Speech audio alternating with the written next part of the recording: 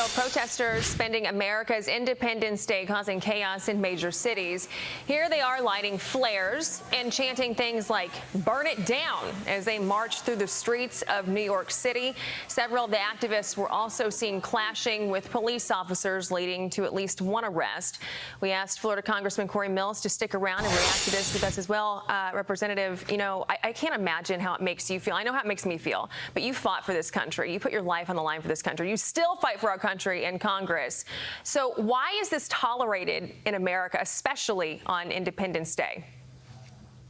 Well, look, it's absolutely disgusting to see these individuals to present themselves in an anti-American way on a day where we fought against the English, fighting to revolt against the tyrannical and dictatorship, where many lives have been lost. Look, we should be living our lives every single day in a way that is worthy of the sacrifice that's been made by so many. And these individuals who are trying to protest against America or trying to go ahead and act in a very anti-American way, look, I respect that I fought in uniform for everyone's First Amendment rights, the right to free and fair and peaceful protesting. But that's not what we're seeing here. And the sad part, this is what the Democrats and Joe Biden is pandering to. This is the 13.2% of uncommitted votes in Michigan that he is unconstitutionally withholding congressionally appropriated funds to help Israel to go out and defeat Hamas, a terrorist organization. And oh, by the way, let's keep reminding the American people, we have Americans that are still being held hostage, who are being treated inhumanely, who are being tortured and maintained as hostages.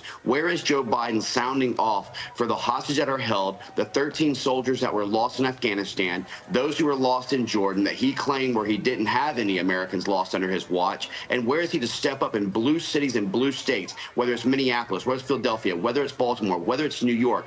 The trend is that this is all in blue states because they believe in lawlessness and they believe in pandering to the anti-American sentiment. Yeah, this is not peaceful. This is anything but peaceful. This is chaos when you look at this video. Really quickly, before we move on to the next topic, do you think having President Trump, if he were to win, that this would stop?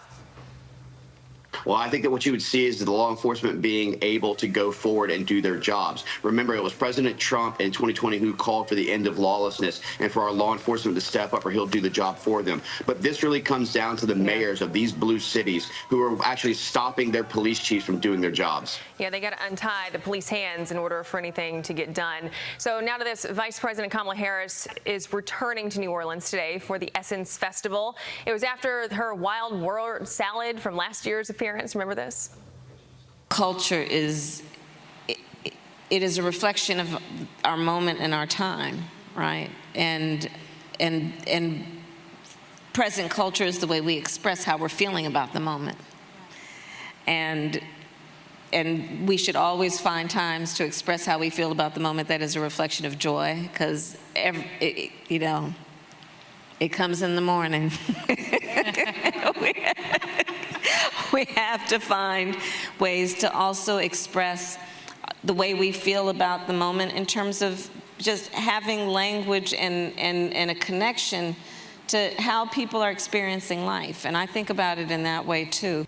Forget the fact that she can't string together a sentence, but what has she done to get her so close in this hypothetical situation to President Trump? Like, what has she done? Because I've not seen her do anything.